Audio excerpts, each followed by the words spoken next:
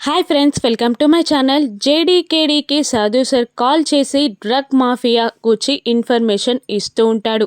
సాధు ఇలా చెప్తూ ఉంటాడు జేడీకి, సిటీలో డ్రగ్ మాఫియా చాలా పెరిగిపోయింది. స్టూడెంట్స్ డ్రగ్ మాఫియా వల్ల వాళ్ళ లైఫ్ని స్పాయిల్ చేసుకుంటున్నారు అని అనగా జేడీకేడీ అలర్ట్ అవుతూ ఉంటారు. ఇక ఈరోజు సిటీలోకి చాలా పెద్ద మొత్తంలో డ్రగ్ సరఫరా అవుతుందని మనకి ఇన్ఫర్మేషన్ ఉంది అని అనగానే జేడీకేడి మేము ఎలాగైనా ఆ డ్రగ్ మాఫియా అంతం చేస్తాం అని అంటుండగా, సాధు మీరు అనుకున్నంత ఈజీ కాదు ఆ పని, ఆ మాఫియాని నడుపుతుంది ఎవరో తెలుసా అని అనగానే ఆశ్చర్యం ఆలోచనతో చూస్తూ ఉంటారు జేడీకేడి.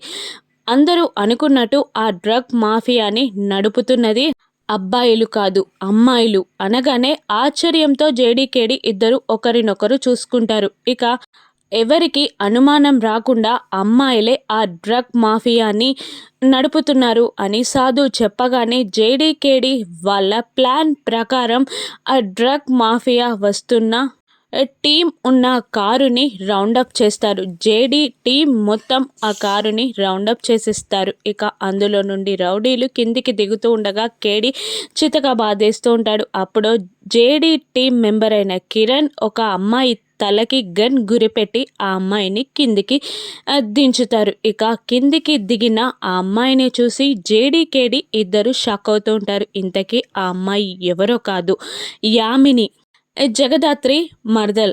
ఇప్పుడు జగదాత్రి ఏం చేయనుంది? చట్టానికి తను వ్యతిరేకం కాదు కాబట్టి యామినిని అరెస్ట్ చేస్తుందా? యామిని వెనకాలన్న మీనన్ని సాక్ష్యాధారాలతో పట్టుకోగలదా?